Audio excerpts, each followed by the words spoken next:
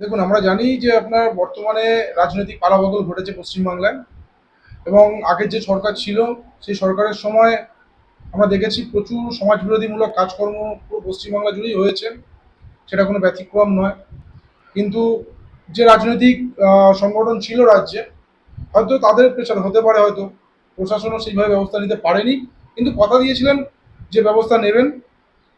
এবং কিছু কিছু সমাজবিরোধী যদি বলে থাকেন, দেখুন কেউ তো দুজন বা চারজন এসে ভাঙচুর বা মারামারি করে না, কিন্তু দুজন চারজনের নাম উঠে আসে, তাদের নেতৃত্বে একটা বাহিনী কাজ করে, এটা প্রত্যেকেই আমরা জানি।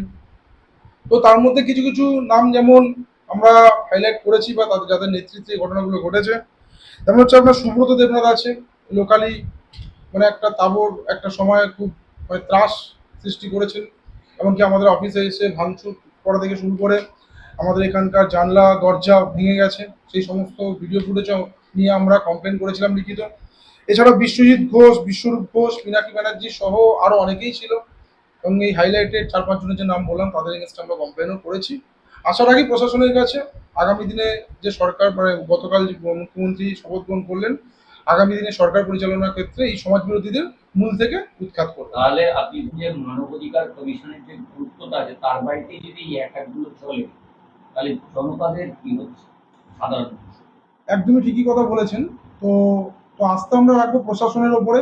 কারণ আমরা তো কখনোই মানবাধিকার কর্মী এবং সকল জনগণ বা পশ্চিমবাংলাবাসী বলে নয়, প্রত্যেকের কাছেই আমরা অনুরোধ করবো, কখনো তো আইন নিজের হাতে তুলে নেওয়াটা উচিত নয়।